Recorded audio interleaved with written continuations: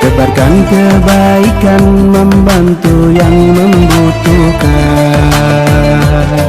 berbuat baik untuk semua orang. Berbagi, mari berbagi, niatkan untuk memberi rezeki bagi sesama, ikhlaskan tanpa berharap kembali. Indahnya saling berbagi, apapun yang kita beri semampu, sebisa kita ikhlaskan tanpa berharap kembali.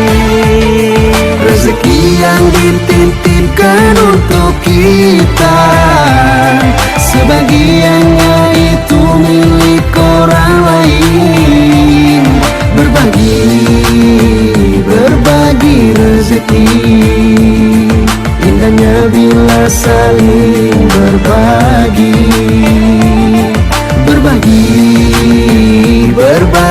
rezeki.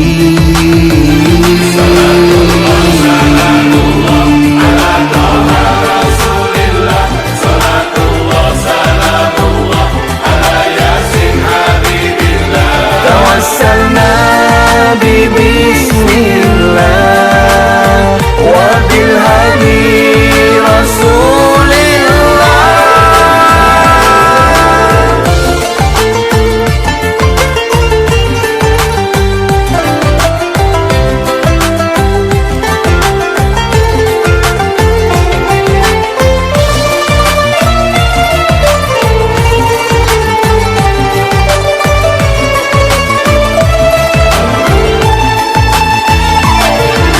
Berbagi, mari berbagi, niatkan untuk memberi rezeki bagi sesama, ikhlaskan tanpa berharap kembali.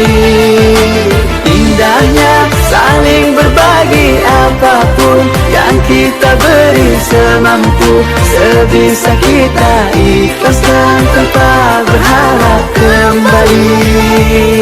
Rezeki yang dititipkan untuk kita, sebagian